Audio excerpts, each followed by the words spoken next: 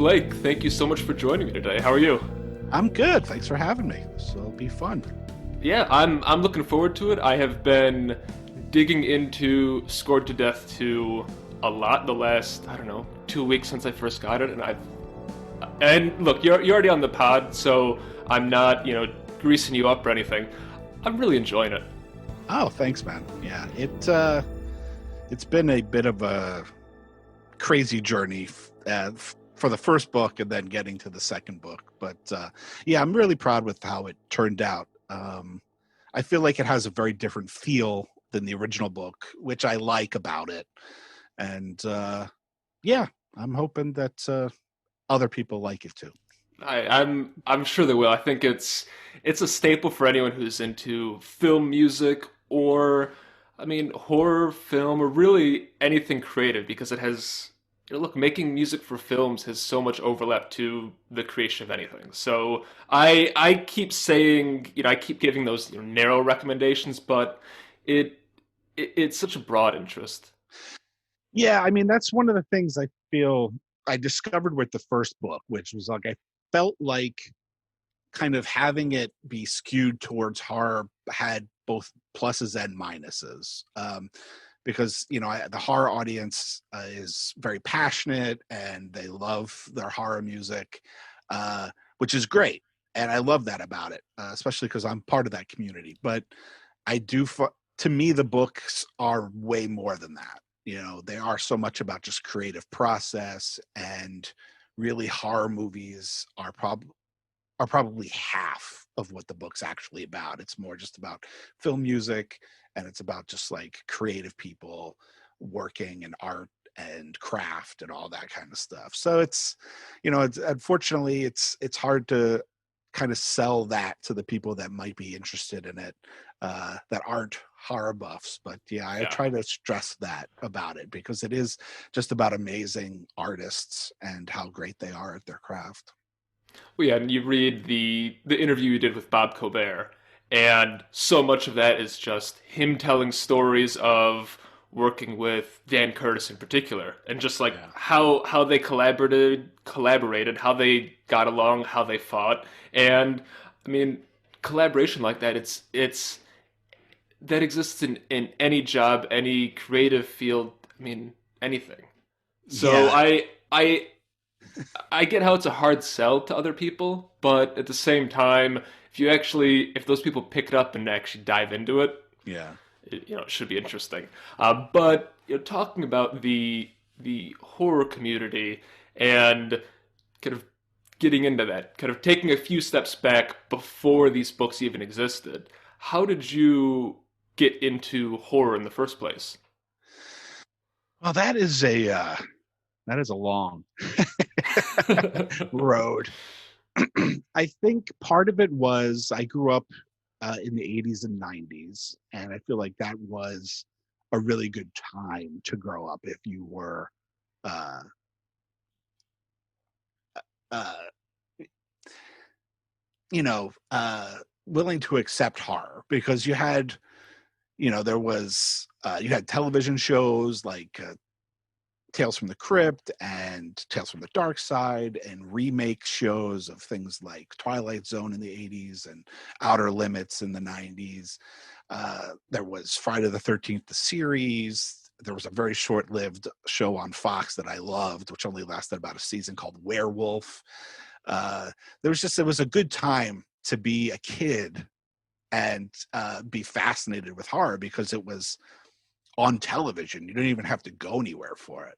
Plus, there was you know, I call my generation the video store generation, because we were basically, I was born in the late 70s. So my entire childhood into my early adulthood, we had video stores and access to renting movies. And then that kind of changed and streaming became the thing.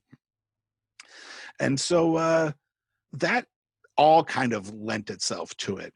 And when I was in high school, my friends and I would rent horror movies. Like every Friday, we would watch a horror movie. And then, kind of the big pivotal experience was in the mid '90s, renting John Carpenter's In the Mouth of Madness. Hmm. And It opens with like this very rocking like metal cue as the books are being printed, and that kind of opened the doors to me falling in love with horror film music. Because what happened with that movie was I went out and I bought the score at Tower Records on South Street in Philadelphia, and from that I then bought like John Carpenter's greatest hits and Halloween.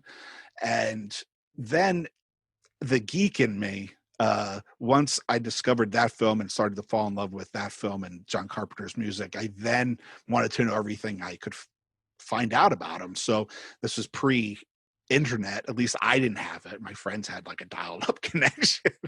So it was like going to the library and looking at things and then discovering that the guy didn't just direct this movie, but he directed all these movies that I remembered as a kid. So it was like Christine and They Live and The Thing, even Starman, which isn't a horror movie. It was like, oh my gosh, this guy's directed all these movies that I've kind of loved this whole time and never realized it.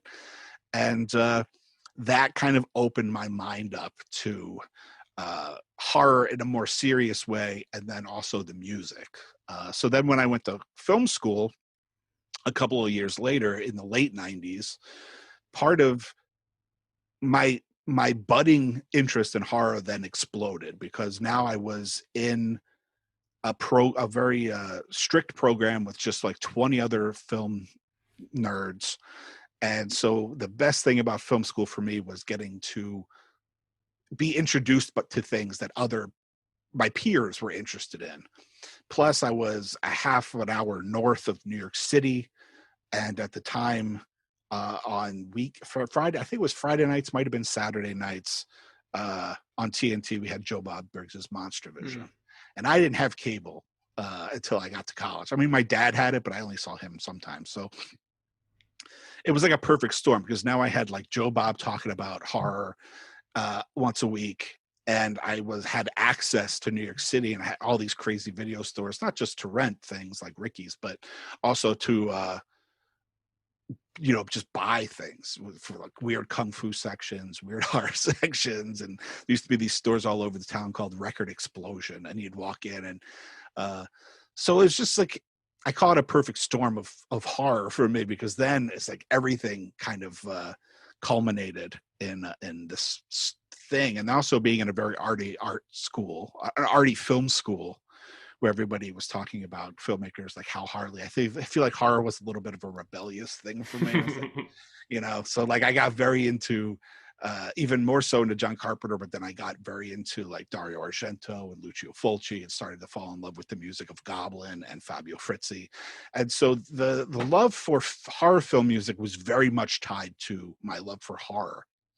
Um, the other thing is that film music in general was always just kind of a thing for me, because my dad just had it in his record collection, and we Hmm. had some of his records at my house. And also growing up in the 80s and the 90s, John Williams was like, I was in love with Right. Star Wars and Indiana Jones. And so we had like, I still have like my original, which was probably actually my older brother's like vinyl of the Star Wars score. uh and so it never listening to film music always just was like other music to me. It was never like, oh, this music is for a movie. And it wasn't a weird thing. Like we would listen to, I remember a period in the 80s where like visiting my dad on the weekends, we would listen to like the Chariots of Fire score while we ate dinner. you it was just like, That would be an intense meal. it was just like on in the background. And I remember there was a period of time that every time I got in my dad's car, I would make him put in the Superman tape, the John Williams' score for Superman, and we'd have to listen to that if I was in the car.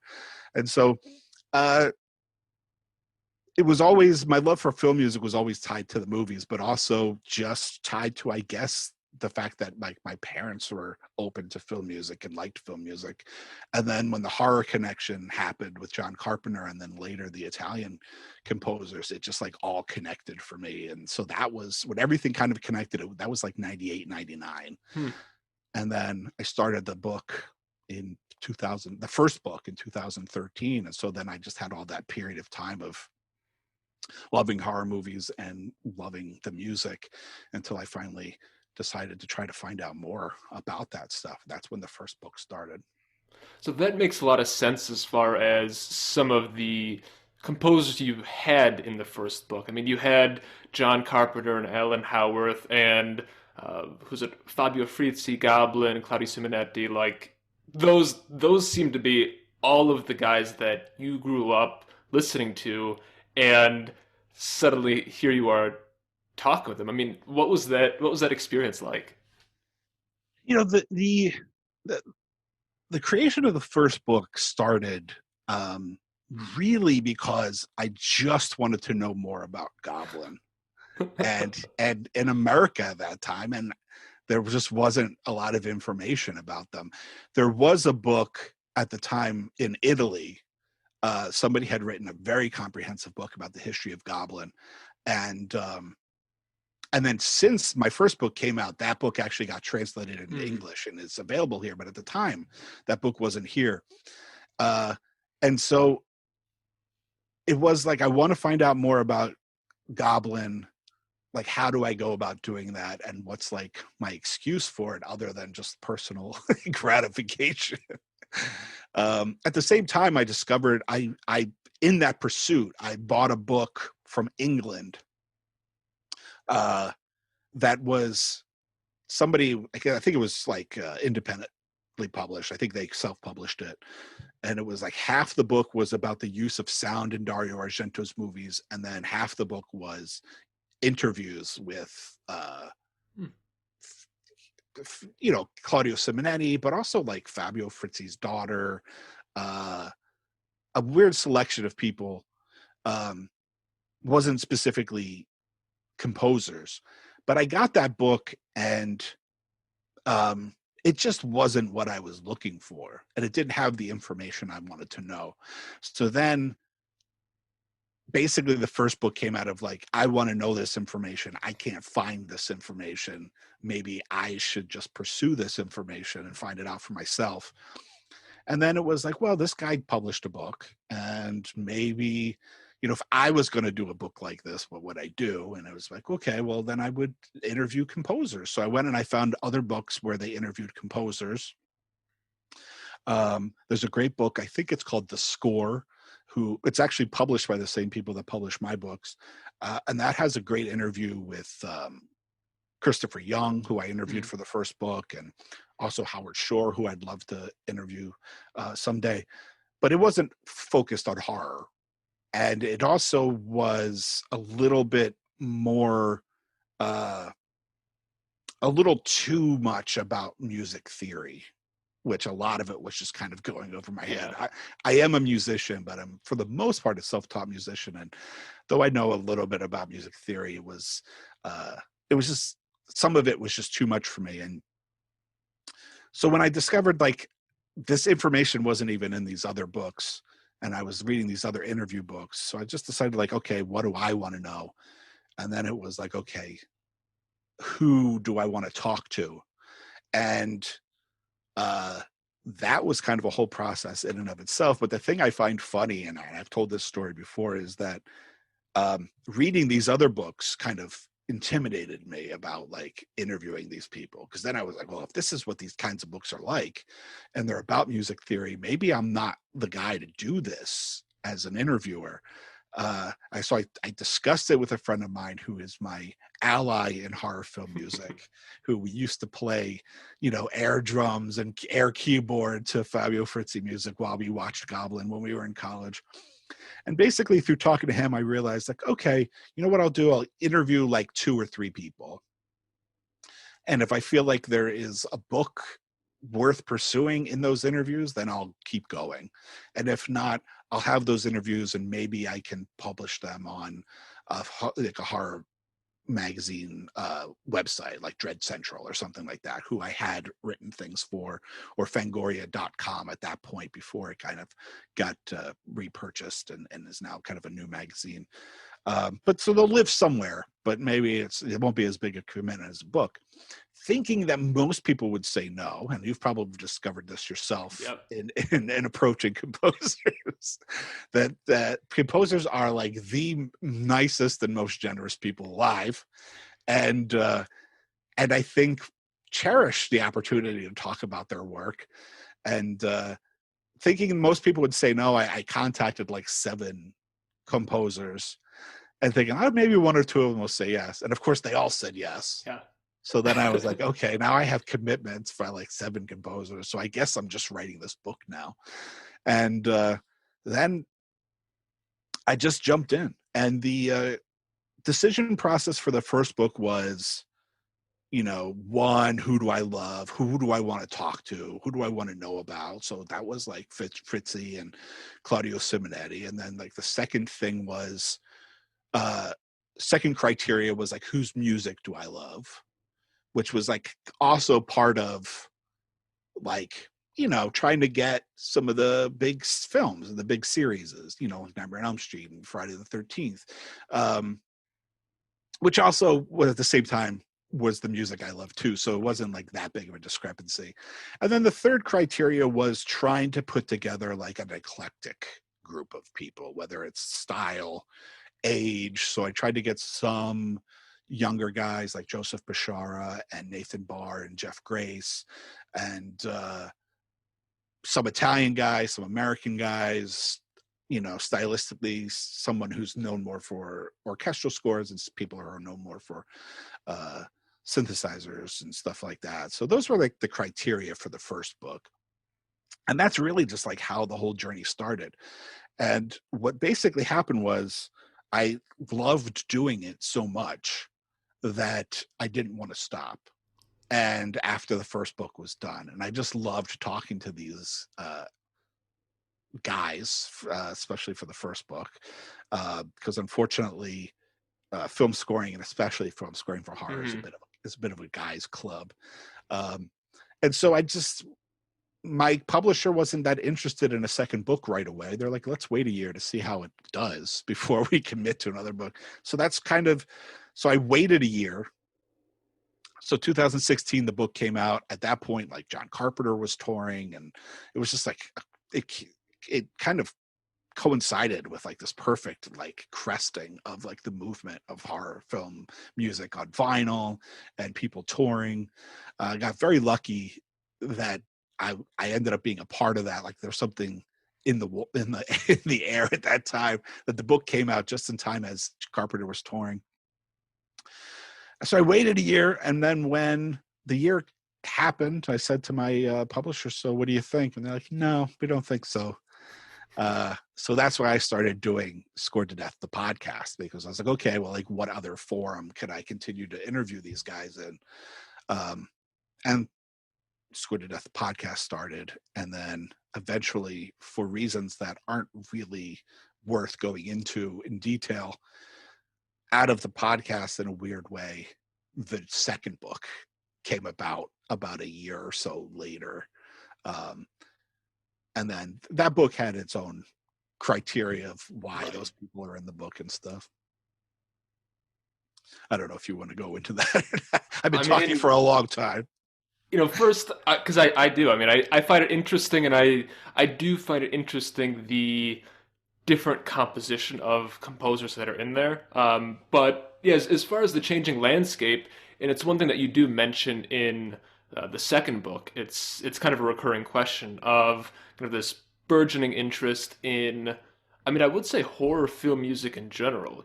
I see quite a lot of interest in film music broadly, but like Sure. you mention all the time the interest in horror film music, and I don't know, it has been fun to see, and it has. I mean, it seems crazy seeing John Carpenter and Goblin going on tour, and I don't know, all that.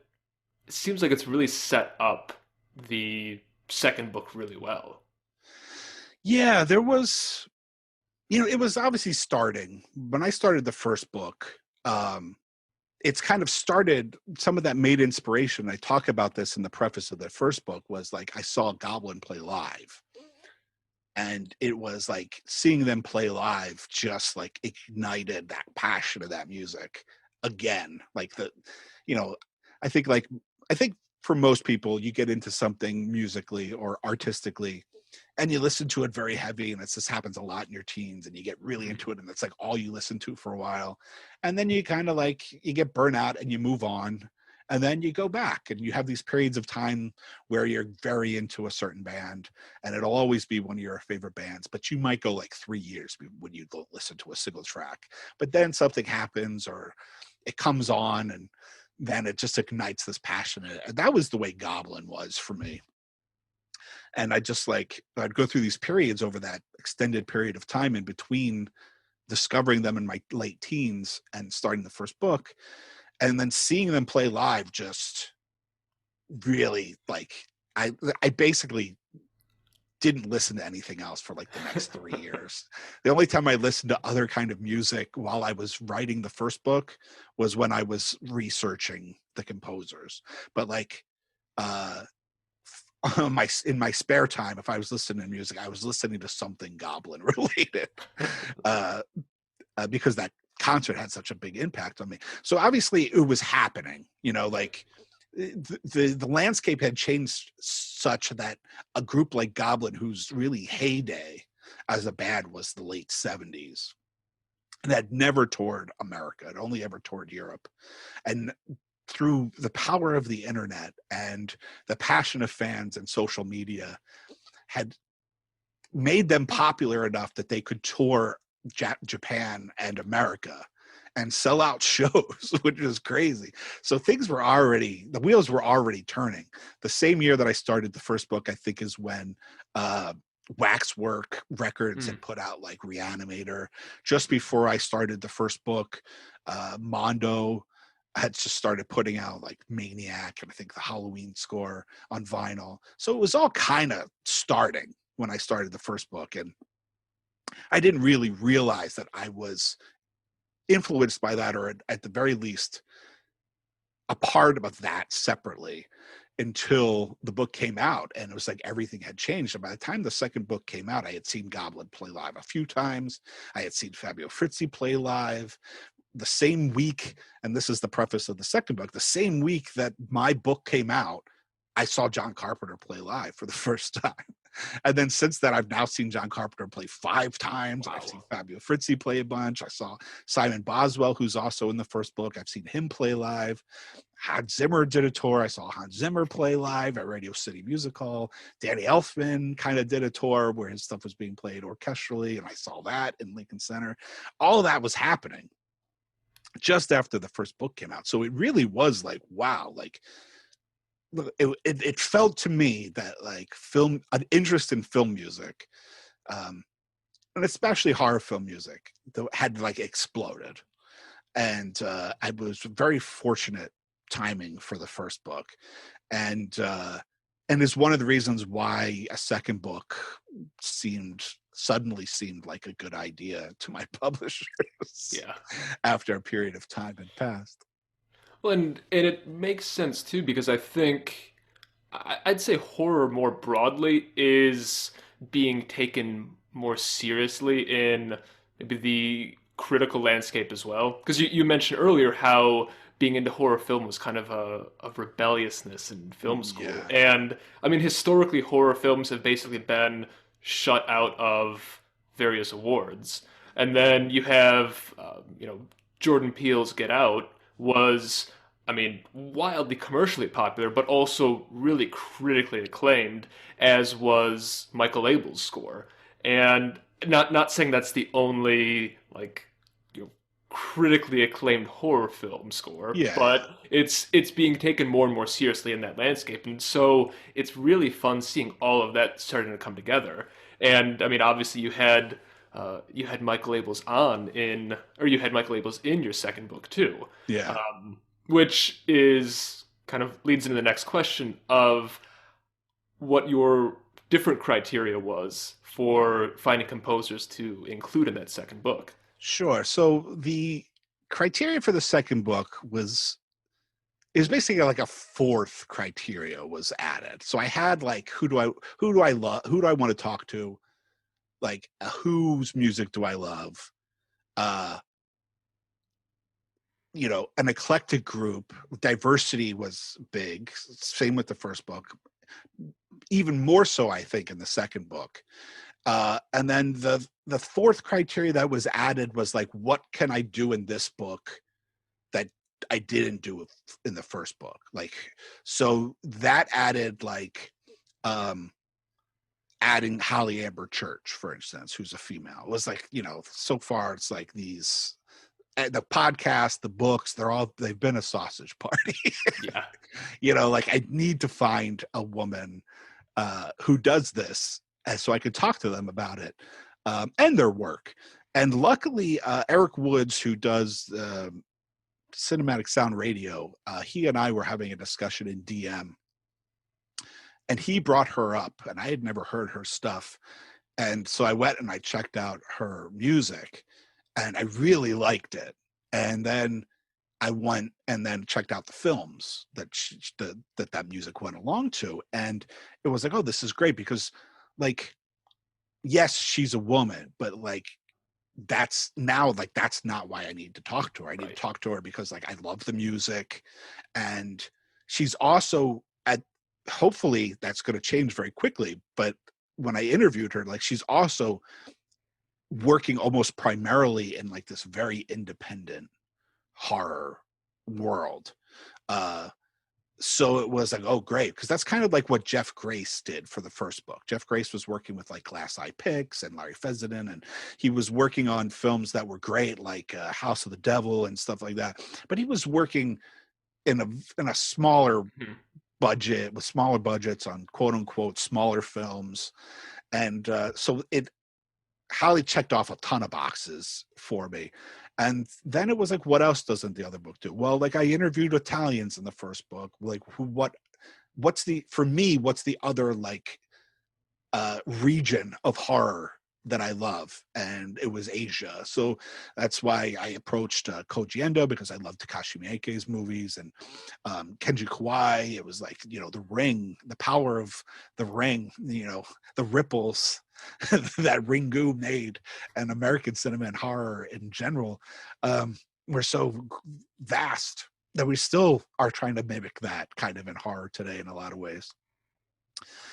And so it was like, okay, so I approach, have some Asian composers, and then it was like, by the as I was finishing the first book, It Follows came out, and I loved Disaster Piece's score, and Get Out came out, and uh, I loved Michael Abels' music. So whereas I say the first book is kind of weighted in composers whose career started in the 70s and 80s, with a smattering of quote unquote more contemporary or younger composers in there, I felt like how I can make this book different was weigh it a little more, skew it more in the direction of quote unquote contemporary composers, uh, and have less composers whose careers kind of started in the 70s. Because as a kid of like the 80s and the 90s, like there's a lot of nostalgia there.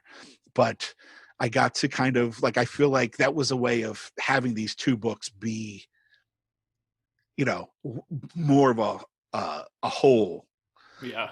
exploring things. By now, it's like when you combine them too, it's like, you get, it's a much more of a range of uh, age, but also like,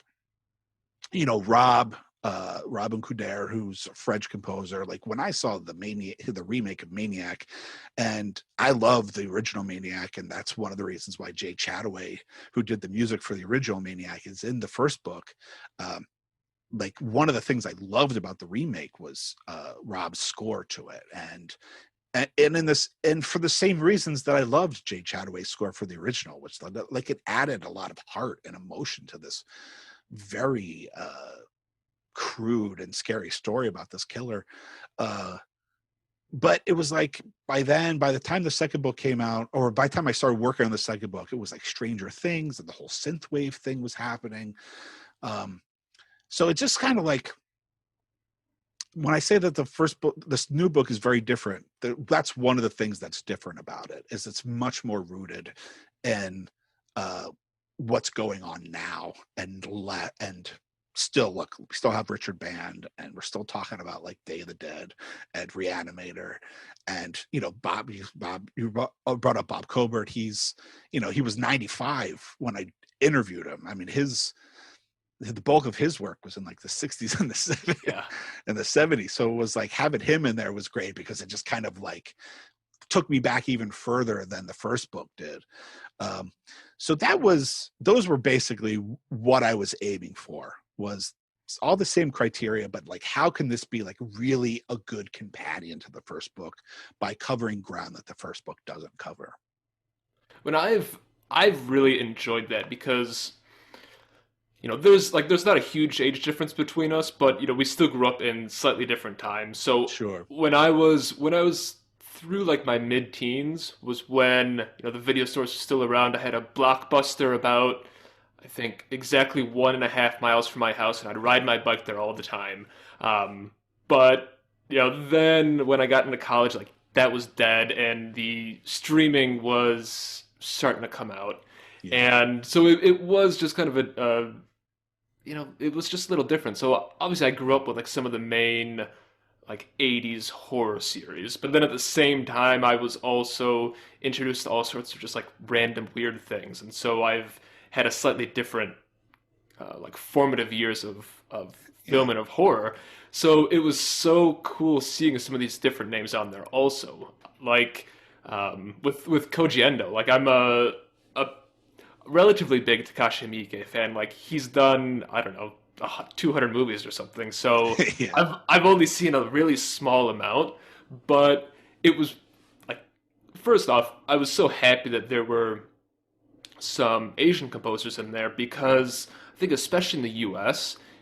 it's it's almost like a black box where you just don't there's so little kind of interface between the U.S. and I'd Yeah. say Asian film music broadly, not just Japan, but Korea, China too. So it was really cool seeing that representation. But then also for me, reading about the composer who did like Rainy Dog and Audition and like Sukiyaki Western Django. Like he doesn't talk about it, but Yeah. Yeah. just having seen that when I was a teenager and then being like, oh, this guy did that, and he did 10 other movies that I really liked. It's just, I don't know. I just thought it was really cool to have those in there. Yeah, unfortunately, with the language barrier, those Yeah. interviews are not, they feel very different than the rest of the interviews, and they're not conversational really, and they're much shorter. But at the same time, as an interviewer, that's disappointing, because, there's so much I'd like to know about them Hmm. and their music. But the balance of that was in trying to research those interviews, really discovering that there's nothing Yeah. in by way of like interviews or anything in English about them. And so it was like, on one hand, I would have loved to have those interviews be much more like the other books, the other interviews in the book, but I'm very thrilled that at least I get to bring something Yeah. about them to uh, horror fans here, or English language horror fans, because there really is not, like you're saying, there's really not much to go on other than the movies and the music themselves. And they're, with streaming and whatnot, they're much more available now than they were, when I discovered them. Yeah. Some of it was a bit of hunting. Uh, so the movies and the music in the movies is here, but the information behind that is still a bit of a mystery. And I just wanted to try to shine the tiniest bit of light, as much light as I could, on what was going on with those guys, because they're doing amazing things there in, I mean, all over the world. Uh, but I think Asian horror has influenced American horror in the last 20 years, Oh yeah. and it's in such important ways. Uh, that I was thrilled to get anything I could out of them. And I think the information that's there is interesting. And, you know, we do get to learn a little bit about the way they look at things. And some of it's cultural, which kind of, I think, comes out in their answers and less about, you know, in the conversation, but the way they talk about it, I think you can see that it's just also like how they approach things is culturally very different. And I just find that all fascinating. And I'm just thrilled that they trusted me enough to do this interview, even if it was like me having questions translated into Japanese and sent to them, and then getting back Japanese answers and having to have them translated. And then it was considering that it takes up so little amount of the book, such a small amount of the book, it was the most work that I did for the whole book was tracking them down. It really was like, you know, scouring the internet, trying to find them. It was that definitely I put the most work into those interviews. So I'm thrilled to be able to present something about those guys because I'm a fan above anything else. You know, I love this music, just like, you know, just like you do, and everybody else who's passionate about film music. We want to know this information. When I'm, hopefully it's enough of a bite to at least get some more people interested in it because that's well, just like the second book, all it takes is growing interest, and then more information gets out there, more things come out. So hopefully it snowballs a little bit because look, I'd love to see and read more too, and honestly, I'd love to have more of the music itself available as well. And I've watching some older Japanese Yakuza films or like Chinese Kung Fu films. I mean, there are tons of those, and some of them have some really great music or some really great cues, but you can't find it anywhere. Yeah. And so, not saying that suddenly like Waxworks going to do just this huge re-release of all this music, but it would be cool to have more and more available to the Western audience because there's especially like talking about how things like The Ring and The Grudge affected American horror cinema in particular. I mean, Yeah. those if you were around in like the early 2000s, just seeing the cultural waves those made, just wild. Yeah. You know, hopefully, um, you know, two things about what you just said. One thing I did, which was very gratifying about the first book, was I got a lot of feedback from readers through social media that discovered composers that they never really checked out before through reading about them in Mhm. the book. And a lot of people would like they'd listen to their music while they read the book, or they'd then go find some of the specific cues they talked about in the book and listen to those cues. And so I'm thrilled that like people that didn't know some of these composers' music discovered their music and are now fans of their music through the book. Uh, and then the other part of what you said is hopefully if and whether the book has any thing to do with this or eventually or not, I don't know. Hopefully, it has a little bit of an impact. But if we can show through social media or whatever that there's interest in this music, if there's money to be made, somebody's Exactly. going to want to make it. I think people are just like, I think it's at this point, it's just too much of a question mark as to whether it's going to be financially worth releasing some of that music. Although some of these boutique record labels, they've shied a little bit away from like the limited release, but in the beginning it was all like they pressed 500 copies. And I think, if somebody pressed 500 copies of anything, eventually it's going to sell out. Yeah, exactly. You throw some good Ring art on the front and you make a big deal about it, and I'm sure they could sell 500 copies of Oh yeah. something like that.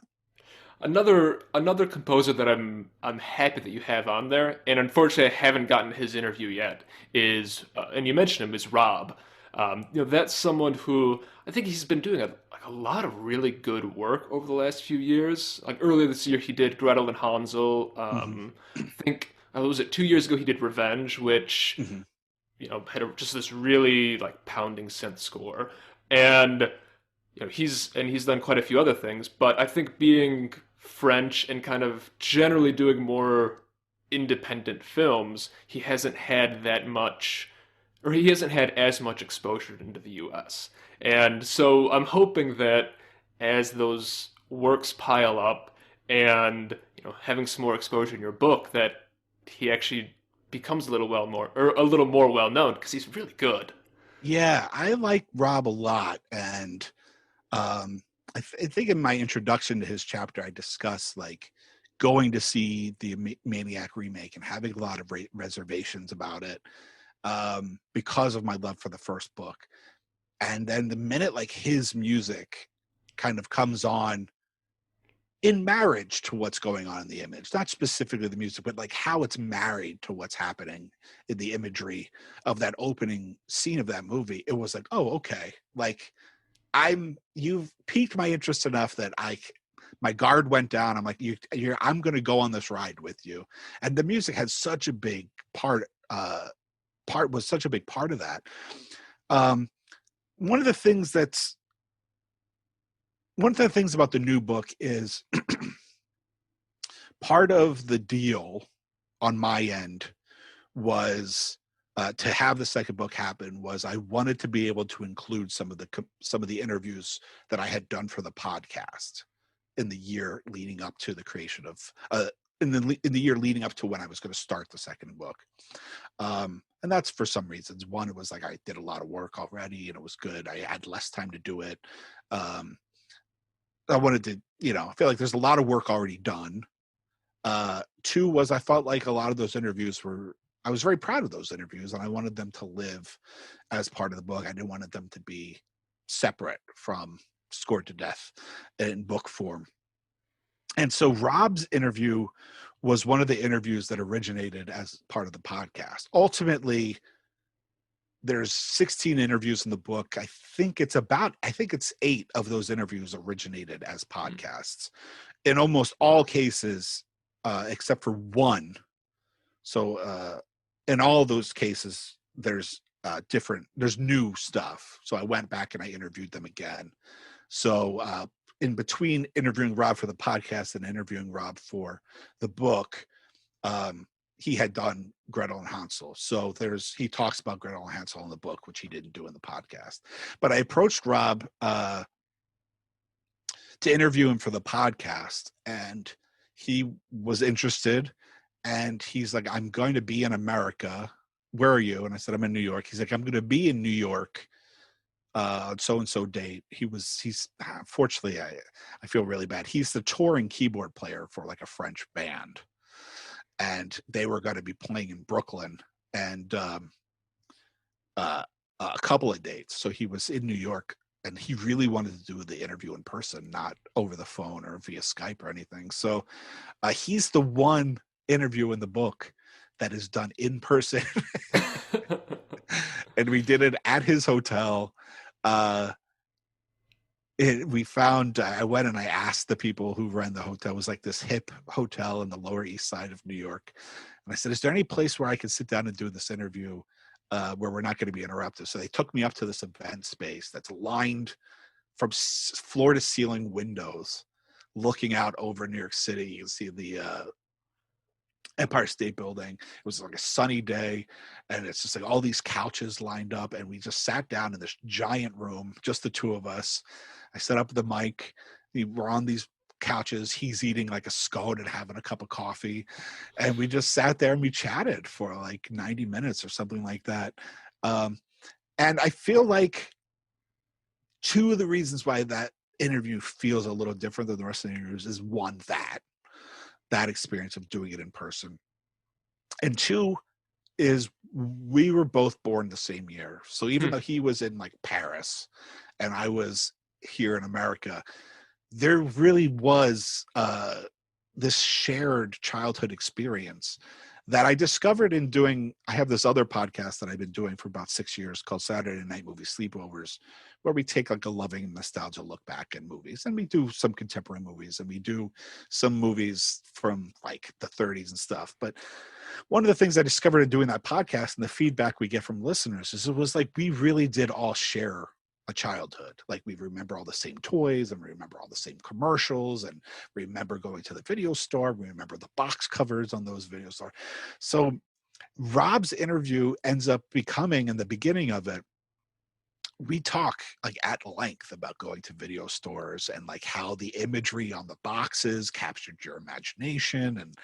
Um and when I was doing the book, I was like, is this going to fit, or is this going to be like really weird in the book? But when I went back through and I was editing that interview, I realized like it all fits because it's all part of like his passion for cinema and why he loves scoring it all comes from the same place of why I love interviewing these composers, which is like it all starts in childhood, and how our budding interest in cinema and horror all started with discovering these films, whether it was on television or in a video store, and it was the seed that got planted that grew for us into our mutual passion for this music. So that interview, and I always joke with him when we interact via email, like I feel like we're friends, even though we only ever met that one time, because we shared like what I feel like this very intimate conversation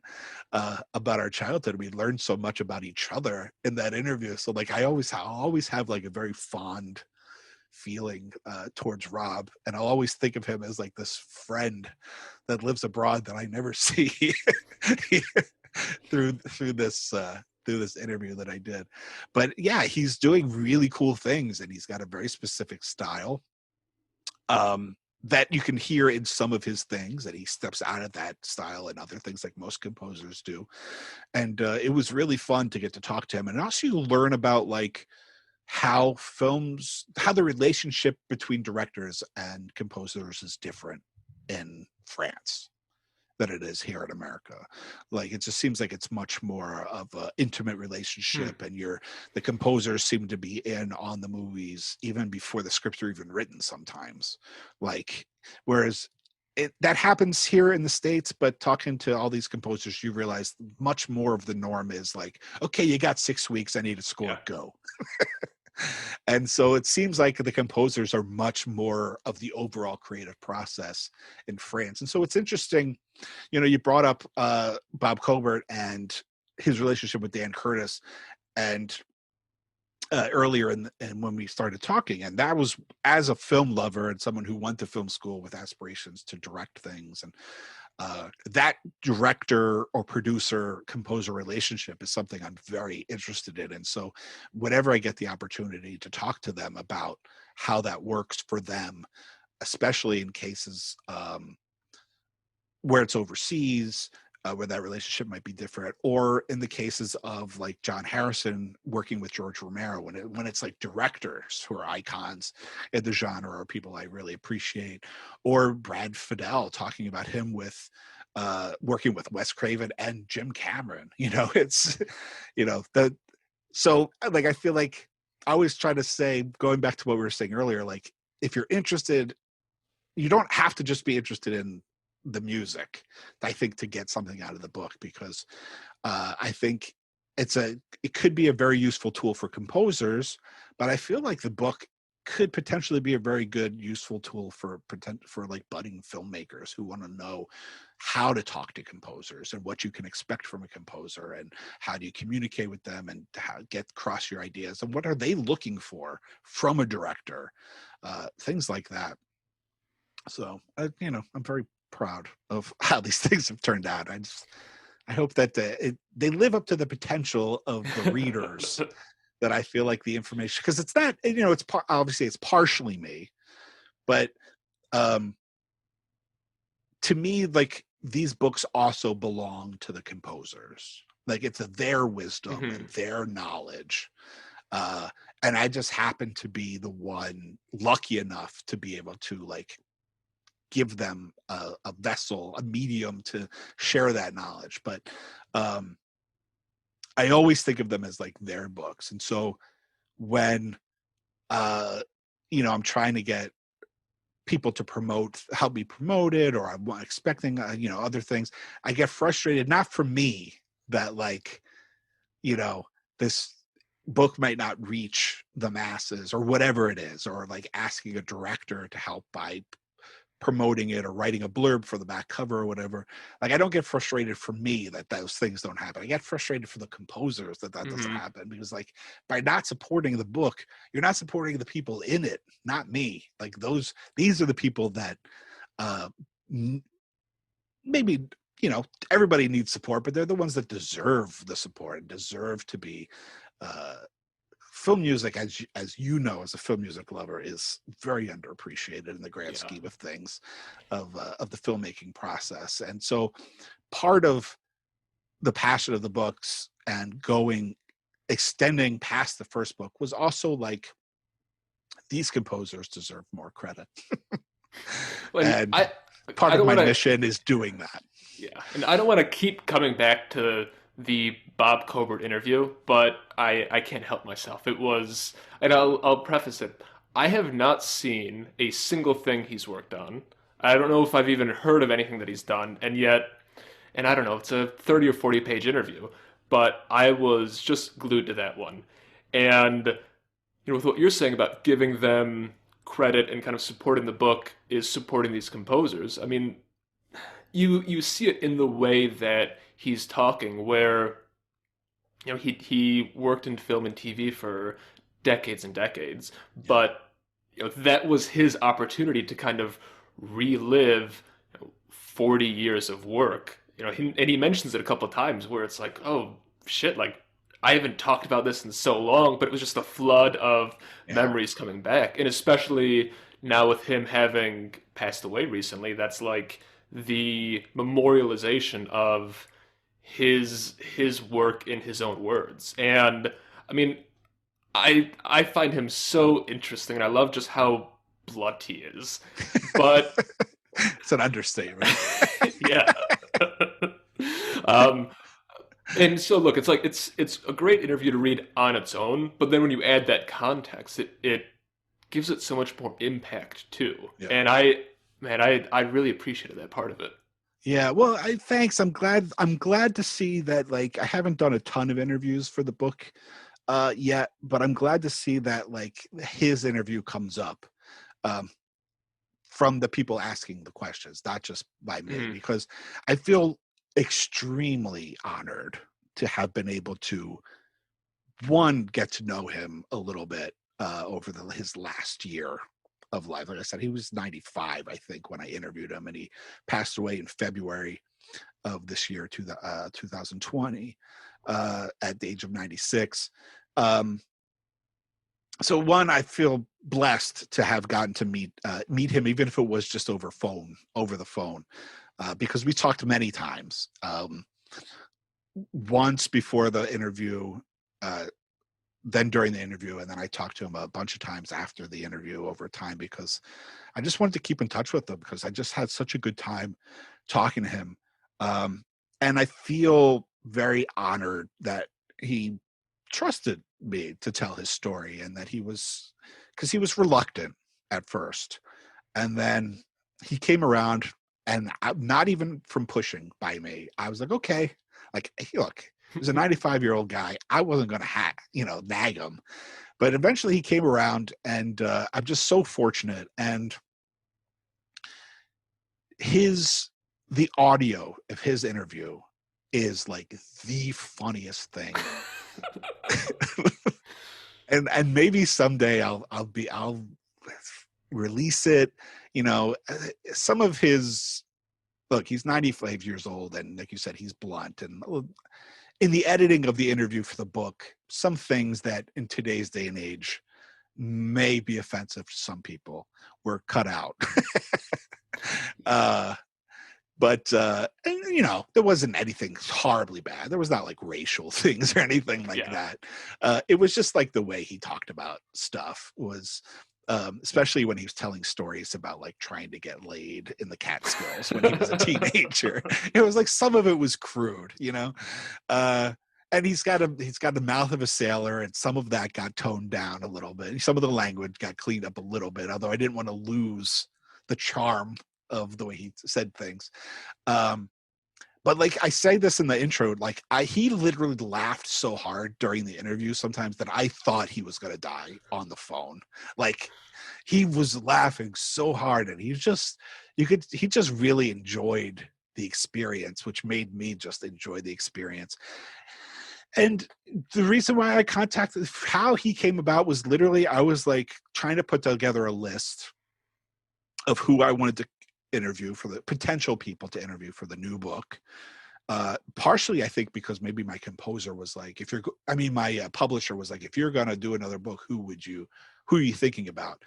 And I was sitting there and I'm like, at the time, my computer was facing like my DVD and Blu-ray collection. And I was just like looking at them and I was like, Burnt Offerings. I was like, who scored that movie?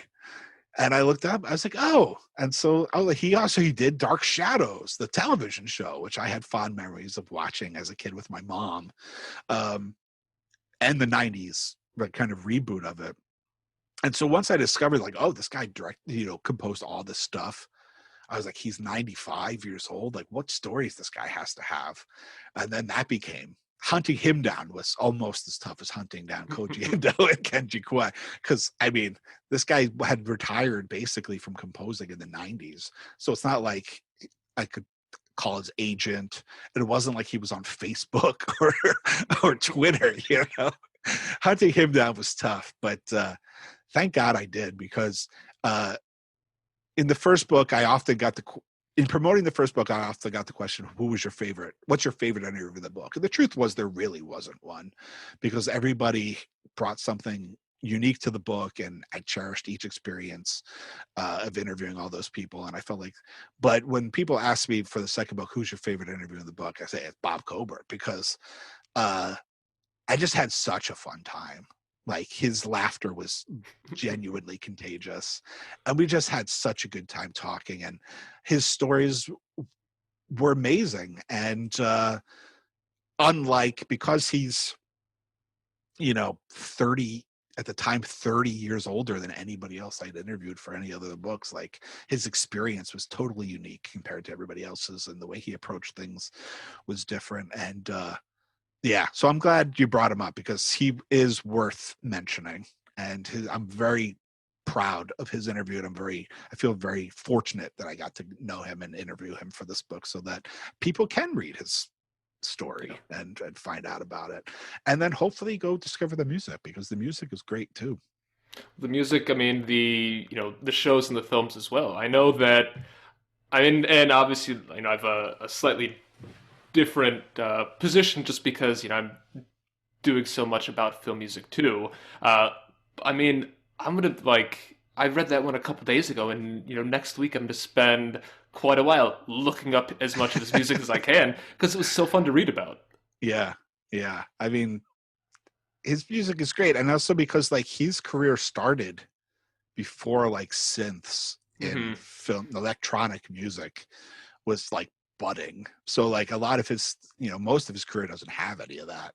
It's just like straight up orchestral, it's old school, and some of it's so beautiful. And he does a music box theme like no one else. It was like so many of his the so many of the movies. I guess Dan Curtis must have had a thing for music boxes, because he had so many opportunities to create these beautiful little melodies that start off in music box form and then get worked into the orchestration of these beautiful pieces of music.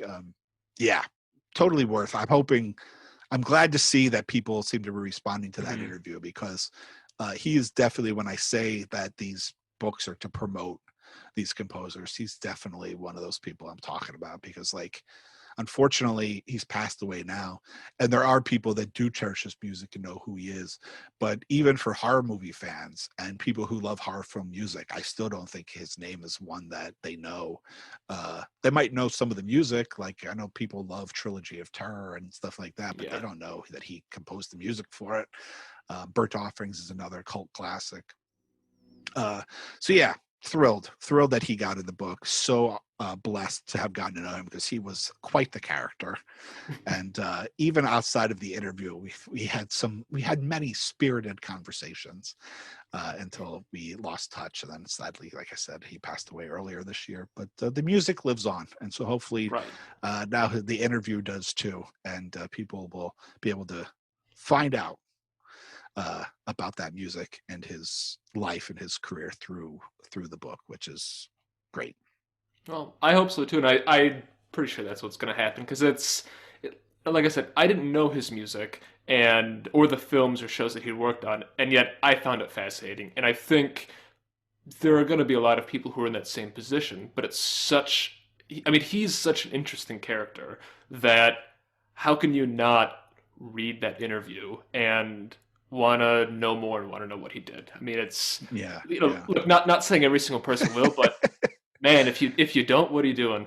Yeah, well, that's the hope. Like Yeah. these guys and girls, they put in so much of themselves into the music, and it's a unique part of the collaboration of making process. It was something I didn't appreciate as much during the first book, but in talking about the first book, or even just in conversation outside after the first book was done, it came. I'm sure you've discovered this. Maybe you've had some bad experiences too, but in my experience, every composer that I've met and talked to has been fantastic, like nice and generous, interesting, willing to share, willing to give their time. 5 of the composers came out for a signing for the first book, and I've become pretty good friends with some of those guys now since the first book. Um, and I sold the book at a convention in California when I was a kid. Some of them came out to the convention to support the book.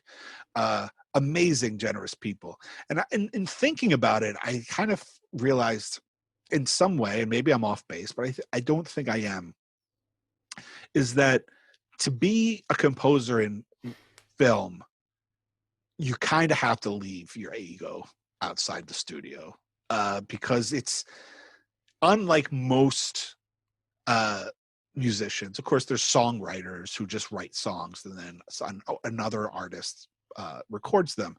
But with like theater and film, like you're really not composing music for yourself. You're composing music and you're in service to a story. You're in service to the director and the producer. And even though like the composer may feel differently, ultimately they're kind of a slave to the project. And I just feel like you can't be good at that job if you have an ego about it.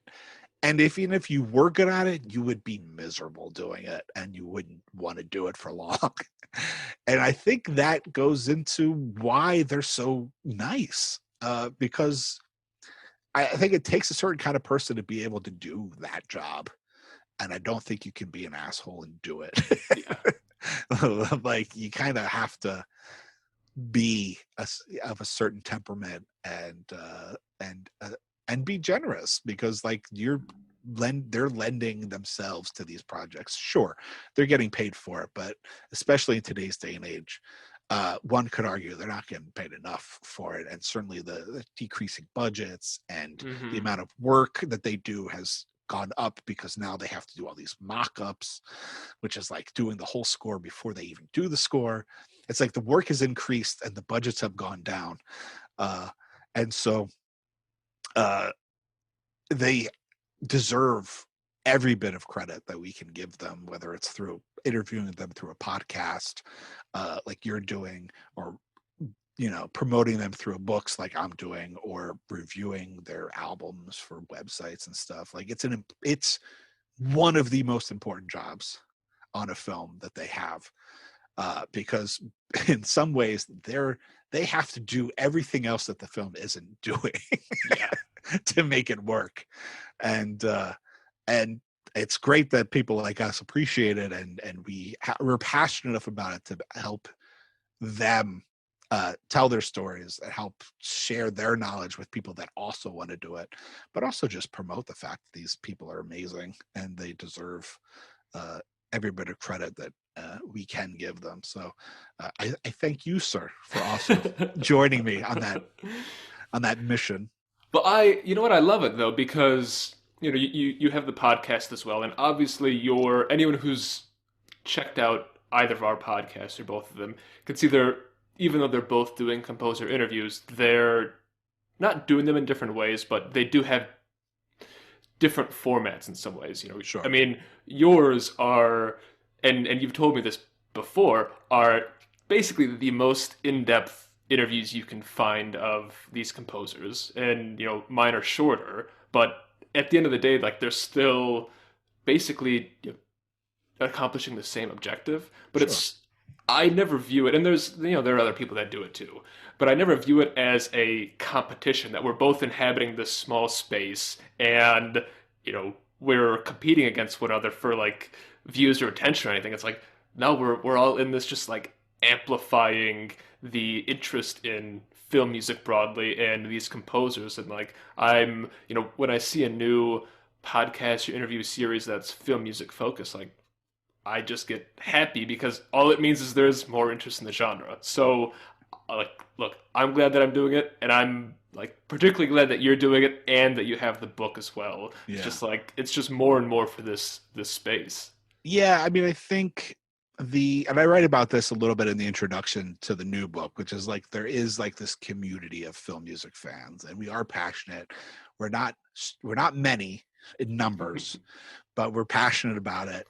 And I think for the most part, we all do kind of recognize that like this is about promoting the music that we love and the people that create that music. And my experience is that there isn't a lot of competition.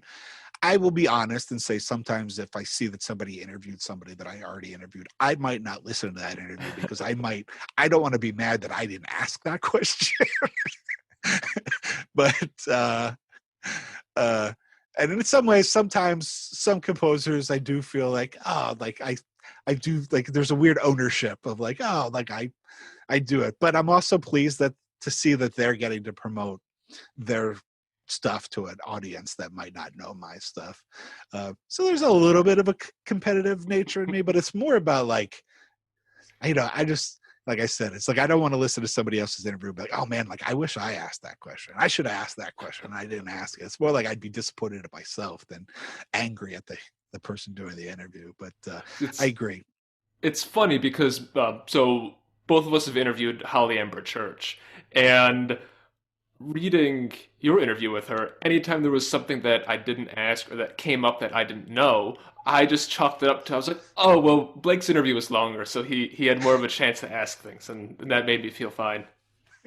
Well, that's the thing. But if I go and there's a Yeah. shorter interview and there's something I didn't ask, then I but that's more about my own insecurities, not about. Well, and on that same vein, I hope you don't mind if I just completely steal any of your interview questions because Well, there's a lot of them that are good. I think that's inevitable, and that I'm sure I stole some of those questions from other interviews that I read. So you you wouldn't just be stealing them from me; you'd be stealing them from whoever I stole them from.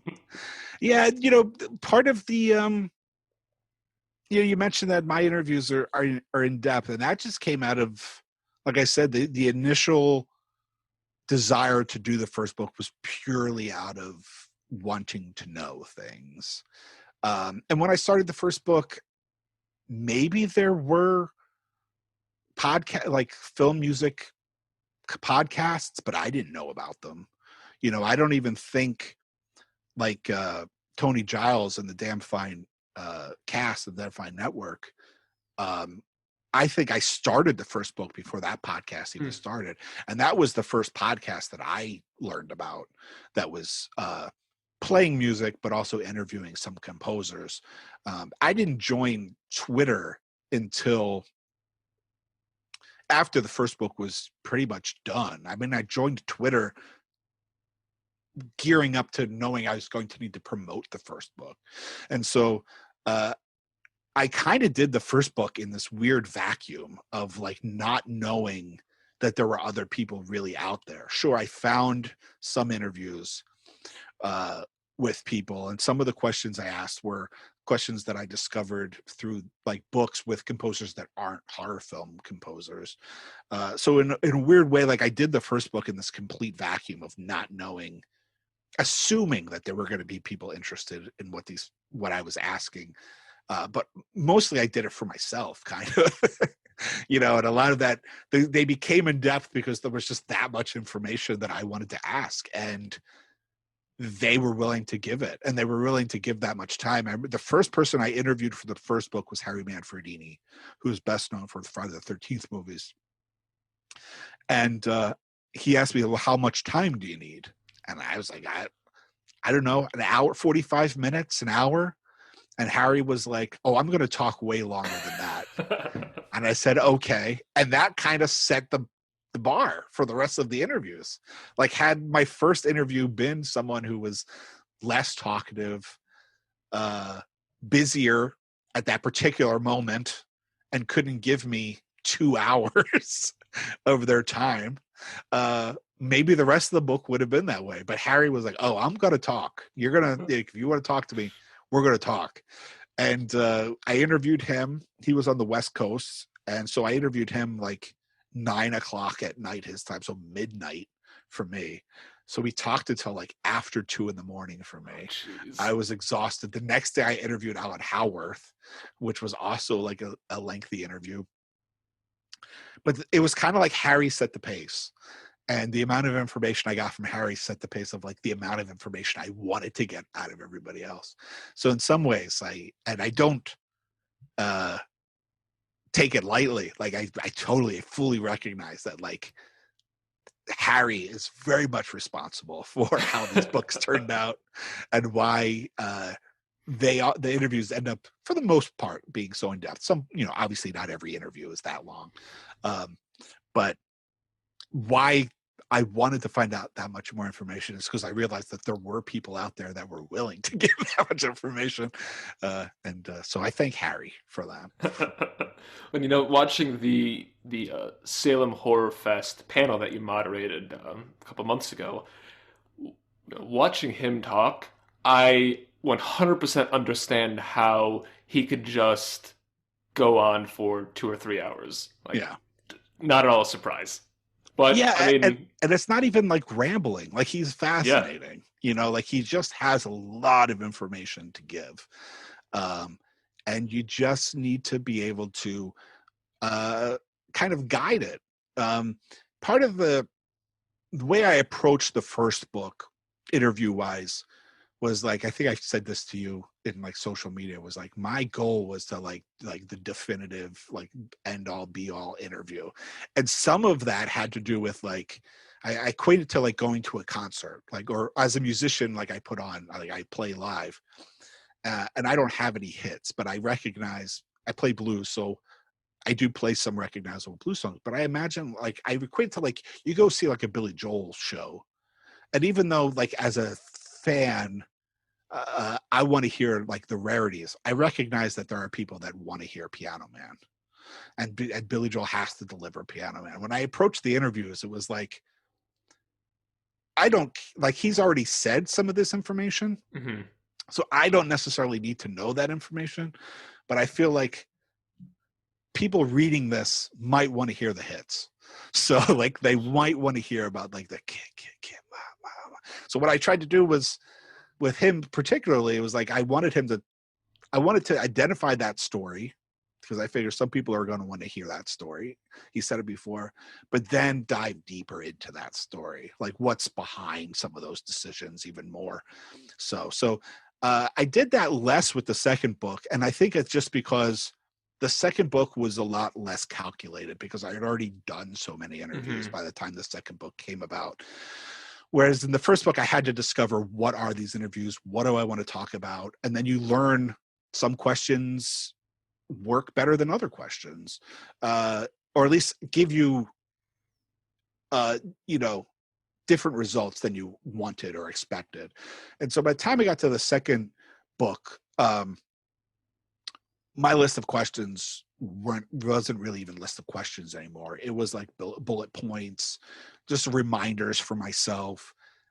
titles of movies so that like I wouldn't have a brain fart in the middle of it with a year and who directed it. So like I wouldn't be like, just completely like forget something. Um, and I think that's partially why the second book feels very different, because just through the experience of the edit of interviewing all these guys, by the time I got to the second book, it was really like I didn't have to think about what I wanted to ask. And even though I think the first book is very conversational, I think the second book is kind of even more so for that reason. And it's one of the things I like about it. And, it certainly wasn't a conscious decision, but it's why the books ended up becoming called Conversations With and not Mm-hmm. Interviews With. And people that have commented, people that review uh, film music, or, members of the International Film Music Critics Association, people that do this, um, some of their comments have been like, your interviews are much more conversational, which is interesting. I think we all strive for that, and I think we all get close to that in our own way, unless you're specifically unless they're specifically on to promote something Right. specific, then it kind of becomes like they're here to talk about something, and so it's a little more contrived. But when you're doing something where you're just going, conversations are the are the things that I strove, if that's a word, strived for. And I'm very happy that they come across that way, I think, even in the printed form, and not even if you don't hear the audio. Um, but those were the goals, but that's partially how some of those things that you were kind of mentioning about, like the detail of the interviews, came about. Was just it was an evolution, really, of how it came to be, of how this book changed, of the way the interviews feel and stuff. But yeah, I don't know if that's interesting to anybody else, but What I was gonna say, like, I'm a very specific audience in being someone who's interviewing composers also. So like, I find all of it super interesting, but maybe not everyone does. But you know what? Tough. I mean, I Um, think if anybody's, even if you're not interviewing composers, I mean, I think that's yeah, um, it's just something that comes from doing it over and over again. And as you've done a bunch of them now, and a year from now, your interviews will be very different than they are this year. And I'm sure the ones that you're doing now are very different than the ones yeah. you did first. But it all goes back to like, they're a great breed of person to talk to. They really are, and it's so funny because before I started my podcast, I did a few email interviews with a couple composers that I had on my site, and I saw some comment on some online forum about the commenter was saying how composers notoriously don't like to give interviews and don't like to talk about their work, and as this has gone on, and like reading and listening to your stuff and like all the other stuff out there, I was like, that person couldn't have been more wrong.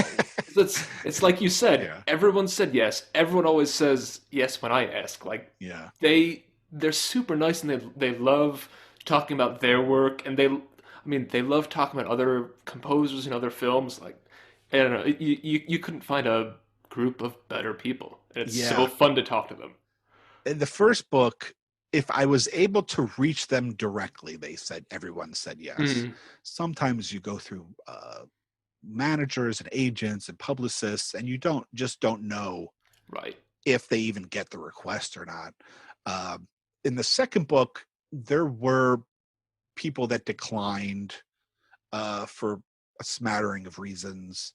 Uh, and there was instances where I just had a very strict time limit, which I didn't have as much in the first book. So the second book, you'd think doing the first book would like open a lot of doors for the second book, but in a weird way, like it didn't work that way. Maybe it just, uh, there were people that didn't say yes. And well, for instance, there was like Donald Rubenstein, who is in the second book.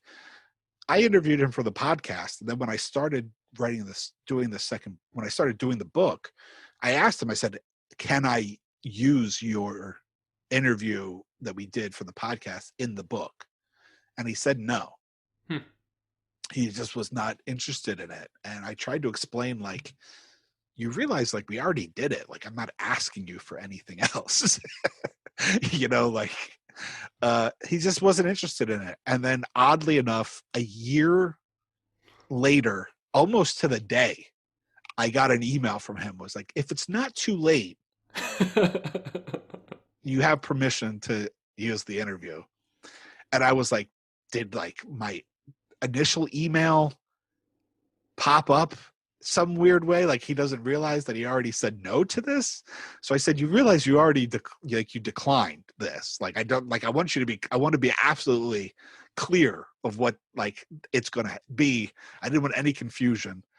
And he's like, yeah, I get it. I know. He's like, I'm sorry it took me so long, but, like, yeah, you can use it if you want. And I was like, okay. And then it was like, okay, like, make more room. Because now it was like, I had to ask my publisher, can we fit another one in? Because I want to put it in. So I don't know why they say no. I sometimes it's just like Howard Shore, for instance, who I would have loved to talk to the first book, would love to talk to the second book. David Cronenberg is one of my favorite filmmakers, and I love the work he does for those movies. He, I think it was just, unfortunately, it was the luck of the draw. He was already working on a book with somebody else, and didn't want to, or felt like it was in a conflict of interest, or didn't have the time. Sometimes those things come about, but yeah, it's very rarely like, if you can get to them, they'll usually say yes. You said, it's like, it couldn't be further from the truth.